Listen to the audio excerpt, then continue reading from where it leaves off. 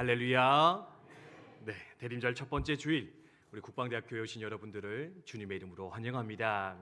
하나님께서 예비하신 사랑과 은혜가 충만히 부어지는 복된 이 시간 되기를 주님의 이름으로 축원드립니다.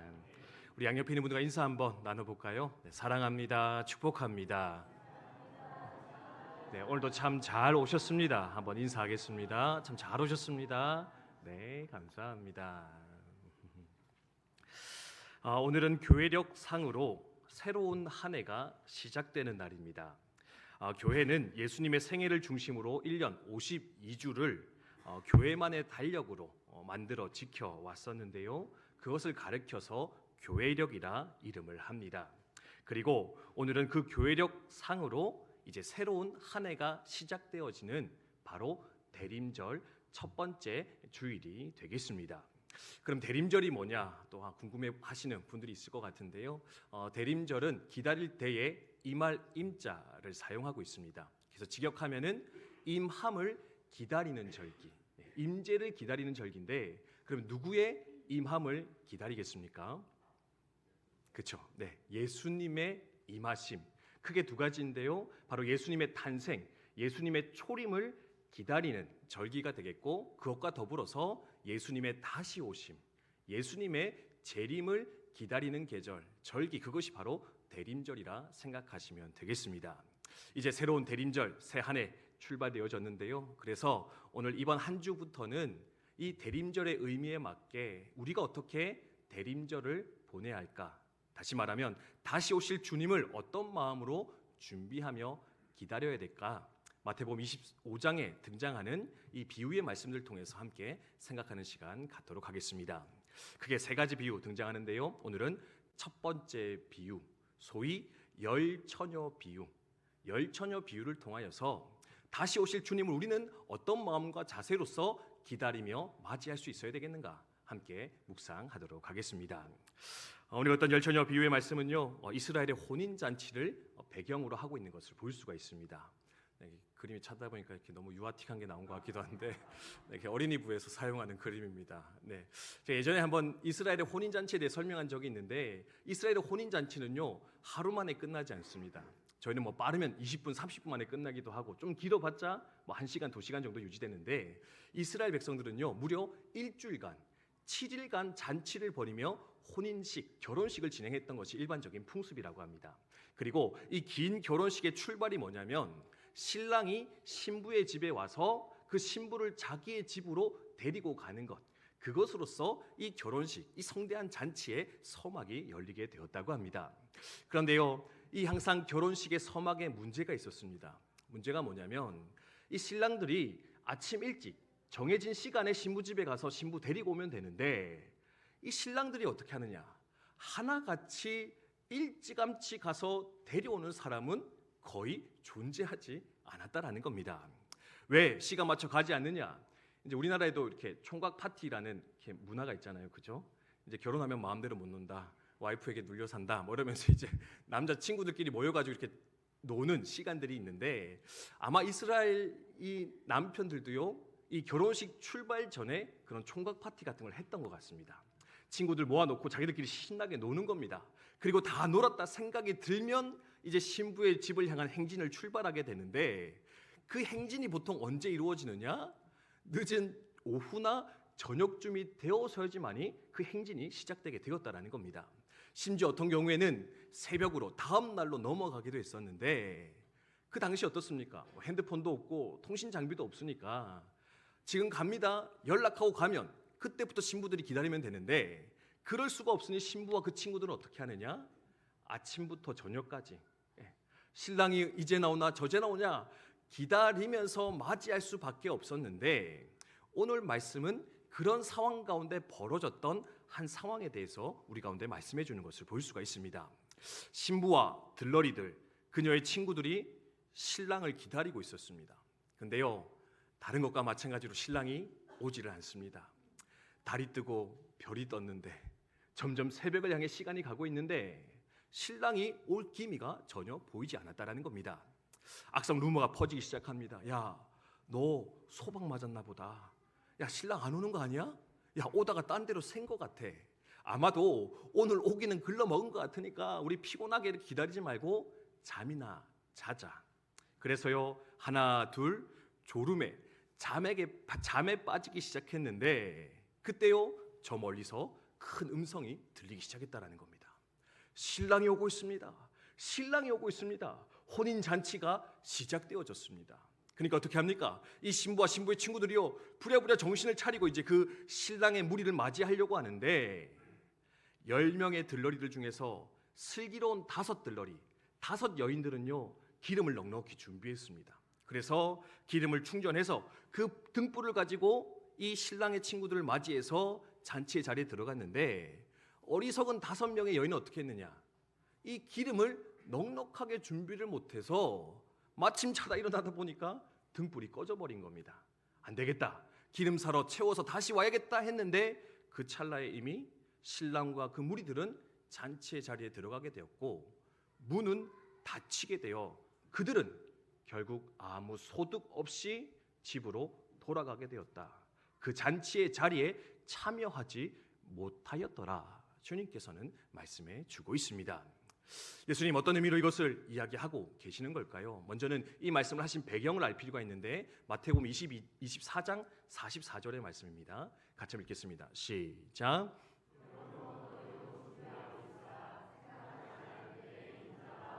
아멘. 그렇습니다. 바로 이 비유에 등장하는 것처럼 이 신랑과 그 무리가 언제 올지 모르는 것처럼 우리 예수님의 다시 오심, 그 재림의 역사도 이처럼 우리 가운데 알려지지 않을 것인데, 갑작스럽게 우리 가운데 찾아오게 될 것인데, 그러므로 우리는 늘 깨어서 준비하는 자가 되어야 된다. 깨어 기다려야 된다. 주님 그것을 가르치기 위해 이 말씀을 주셨고요. 그러면 깨어서 준비해야 되는데 무엇을 준비해야 될까? 그렇죠? 무엇을 예비하며 기다려야 되는가? 이제 이 비유를 통해서 몇 가지로 말씀하는 것을 볼 수가 있습니다. 오늘 그 3가지로 함께 살펴보겠는데요. 첫 번째는 이것을 준비하라 하는 것 같습니다. 함께 읽어볼까요? 시작. 네, 한 번 더 크게 시작. 아멘. 그렇습니다. 오늘 말씀을 통해서 깨닫는 게 뭐냐면, 형식이 내용을 결코 대신하지 못한다. 형식이 내용을 대신하지 못한다. 여러분 기억을 하시면 좋겠습니다. 이게 무슨 의미냐면요, 여러분 사실은요 이 슬기로운 5명의 처녀와 어리석은 5명의 처녀가 등장하는데, 이들의 외적인 모습이나 상황이 아주 처음부터 달랐던 것은 아니었음을 우리는 기억할 필요가 있겠습니다. 여러분 이 10명의 처녀가 혼인잔치에 초대받았습니까? 초대받지 못했습니까? 10명이 다 초대받았습니다. 그렇죠? 그리고 이 초대에 10명이 다 응했습니까? 응하지 않았습니까? 그렇죠. 대답하기 싫습니까? 자, 네, 다 응했잖아요. 그죠? 네, 다 왔고요. 네. 여러분 오늘 딱 공동회의도 있고 해가지고요. 아주 설교를 빠르고 짧게 끝낼 예정입니다. 자, 소망이 있는 날입니다. 할렐루야. 자, 그러니까 빨리빨리 대답하고 우리 빨리빨리 마무리할 수 있도록 부탁을 드리겠습니다. 네, 그렇죠. 10명 응했잖아요. 그렇죠? 그리고 기다렸습니까? 안 기다렸습니까? 기다렸다라는 겁니다. 그리고요 결정적인 게 있습니다. 3절 말씀도 한 개일까요? 시작. 죄송합니다. 5절 말씀이어야 되는데 5절이 뭐냐면 다 함께 졸았다라고 이야기하는 걸 볼 수 있습니다. 네, 여러분 10명 중에 5명만 졸았습니까? 10명이 다 졸았습니까? 다 졸았습니다. 네. 어떤 분들은 5명만 졸았고 5명은 깨어 있었기 때문에 우리가 깨어 있어야 된다, 이렇게 말씀하기도 하는데 그렇지 않습니다. 말씀에서는 초대받았고 응했고 기다렸고 다 함께 졸았더라. 근데 결정적인 차이는 뭐가 있느냐? 바로 기름이 준비되어 있느냐 그렇지 않느냐. 그래서 이 비유에서는요 이 기름이 무엇인가에 대해서 우리가 주목하고 생각할 필요가 있는데, 이 이야기를 돌아볼 때 우리가 생각할 수 있는 게 뭐냐면, 바로 신앙의 형식은 같을 수 있으나 내용이 준비되어 있지 않으면 우리는 주님의 다시 오심을 온전히 맞이하며 그 잔치에 참여할 수 없을 것인데, 그러므로 형식도 필요하지만, 형식도 중요하지만 그 형식 안에 내용이 갖추어져 있는가, 신앙의 본질과 삶의 변화가 갖추어 있는가 함께 돌아보며 주님의 때를 기다릴 필요가 있다. 여러분 기억하셔야 된다는 겁니다. 좀 더 설명하면 이렇습니다. 여러분 우리가 지금 예배 드리고 있는데 이거는 형식입니까? 내용입니까? 네, 할렐루야, 감사합니다. 자, 근데 일단은 눈에 보이는 것만 치면은요 형식입니다. 그렇죠? 모여서 예배하는 겁니다. 형식입니다. 찬송하고 기도합니다. 이것도 하나의 형식이라 할 수 있습니다. 외적으로 드러나는 행위죠, 그죠? 근데 문제는 뭡니까? 예배하고 교회 출석하고 기도하고 찬송한다고 해서 다 그리스도인이 될 수 있겠습니까? 네, 감사합니다. 그거 하면 다 되는 거 아닙니까? 네, 예배 왔으니까 나 그리스도인 됐어. 나 기도하니까 나 하나님의 자녀야.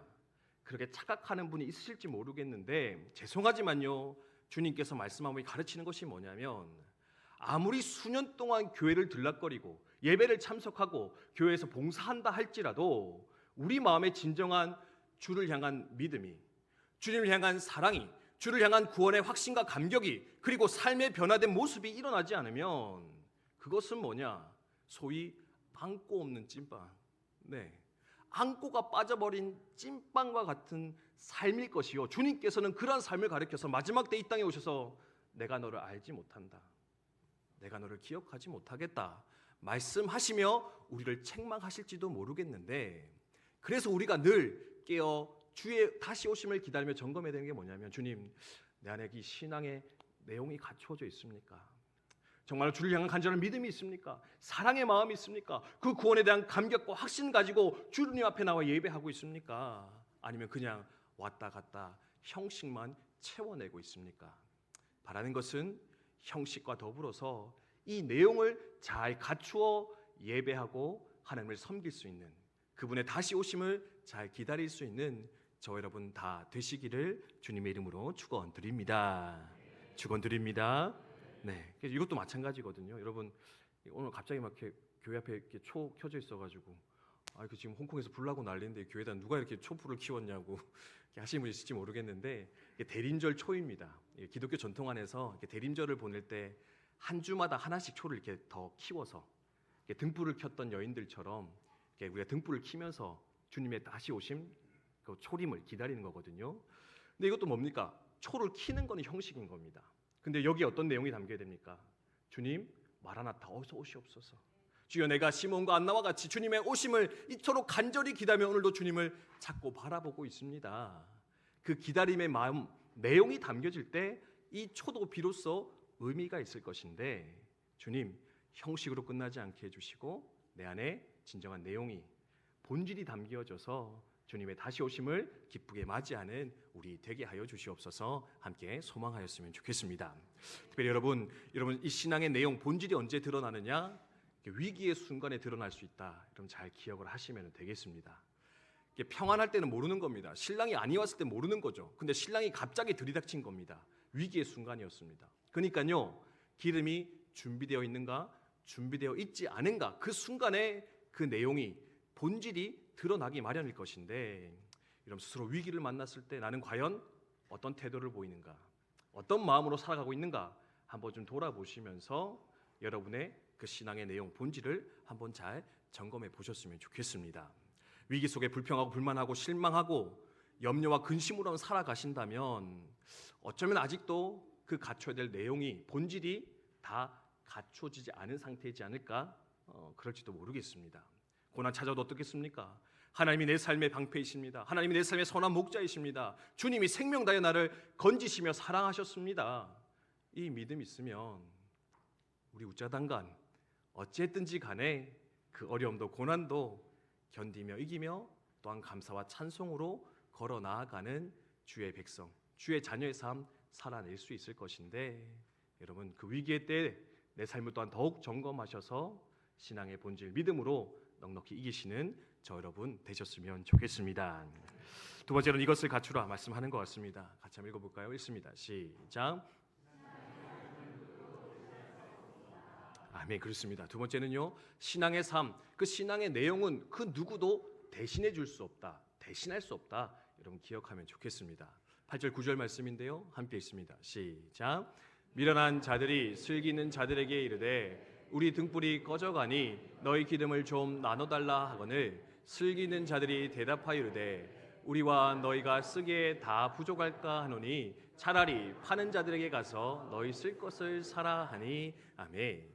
신랑이 갑자기 왔는데 5명은 기름 없고 5명은 기름 있습니다.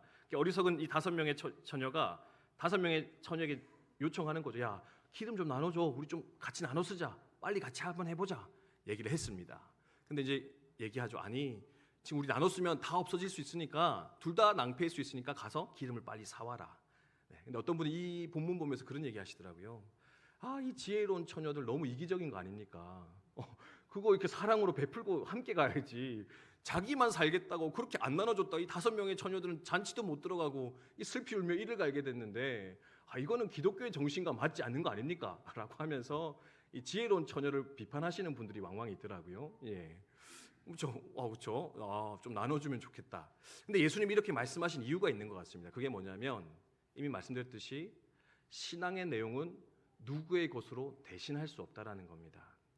나의 신앙, 나의 내용이 존재할 때 비로소 우리 가운데 구원과 주님의 다시 오심의 잔치에 참여할 수 있는 자격과 그 은총이 부여되게 될 것인데, 그래서요 신앙의 내용을 준비할 때 누구의 것을 준비해야 되느냐? 나의 것, 나의 신앙의 내용을 준비하고 갖추는 것이 너무나 중요하다. 여러분 기억하시면 좋겠습니다. 전도하다 보면 이런 분들이 있습니다. 저희 어머니가 권사님입니다. 저희 아버지 장로님이십니다. 또는 저희 와이프가 교회를 열심히 다니고 있습니다. 네, 그러니까 저는 괜찮습니다. 네, 이게 뭡니까? 누군가의 신앙을 핑계로 이제 그냥 신앙생활 적당히 하겠다, 저는 교회 안 나가겠다 얘기하는 거거든요. 근데 여러분 어떻습니까? 아버지가 교회 장로님이라고, 아버지가 교회 목사님이라고 그 아들이 하나님의 자녀라는 확신이 있겠습니까? 네, 우리 장로와 목사님이 아니신 집사님께서 대답해 주셨습니다. 그렇죠? 네, 저도 좀, 저도 제가 떨리는 겁니다.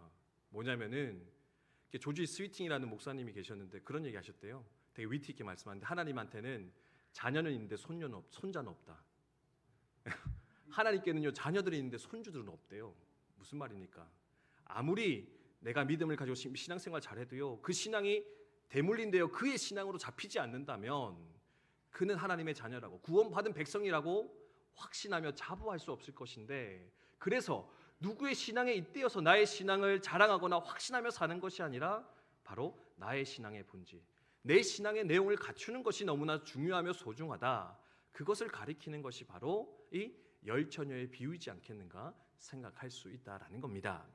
신앙의 내용을 갖추되 나의 신앙의 내용을 잘 갖추어 주님의 재림을 기다리는 저와 여러분 우리 모두 되시기를 주님의 이름으로 축원드립니다. 축원드립니다.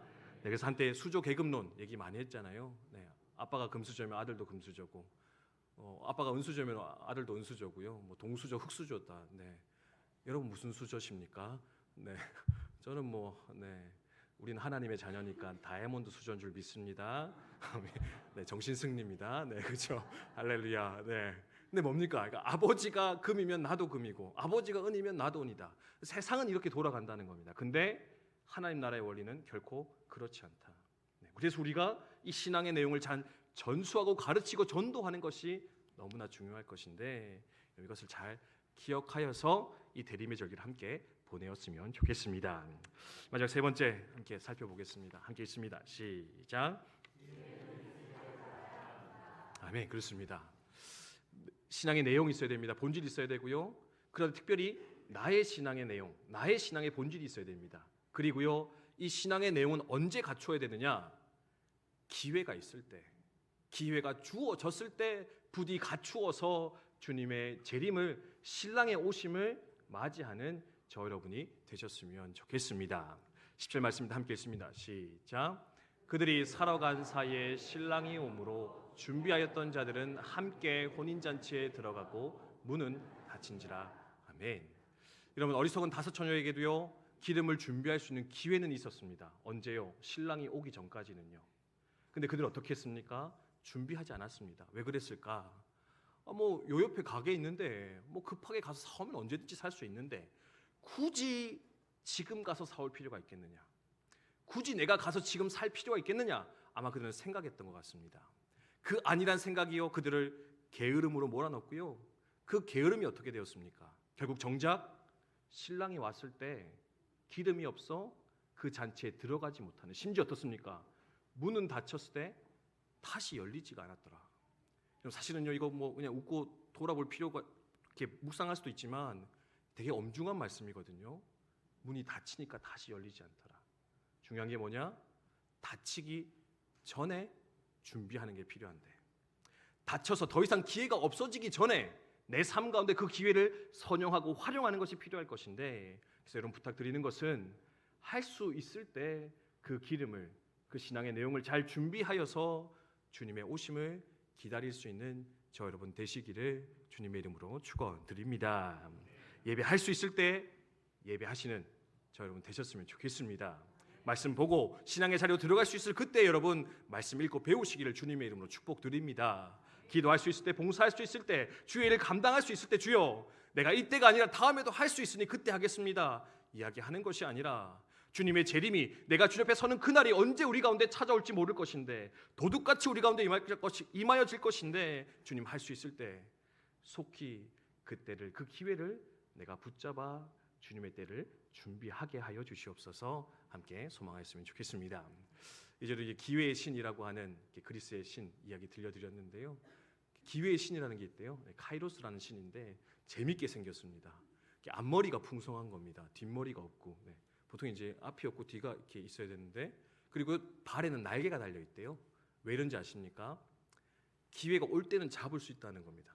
풍성하니까. 근데 기회가 지나가면 어떻다고요? 잡을 수가 없는 겁니다. 그리고 기회는요, 빨리 왔다 빨리 사라진다. 왔다가 어쩌면 금방 사라지는 것이 바로 기회일 것인데, 그래서 어떻게 해요?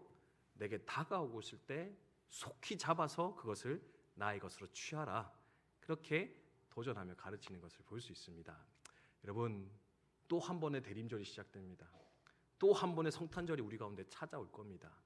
그냥 또 찾아온 성탄절, 대림절, 내년에도 또 맞이할 수 있을 것인데, 그렇죠? 내년에도 또 칸타타 준비하고, 또 내년에도 촛불 끼고, 내년에도 뭐 저거 하면서 지낼 건데, 지금 급하게 그렇게 할 필요 있겠는가? 어쩌면 아니란 마음으로 어리석은 처녀와 같이 신랑의 다시 옴을 기다리는 분 우리 가운데 있을지 모르겠습니다.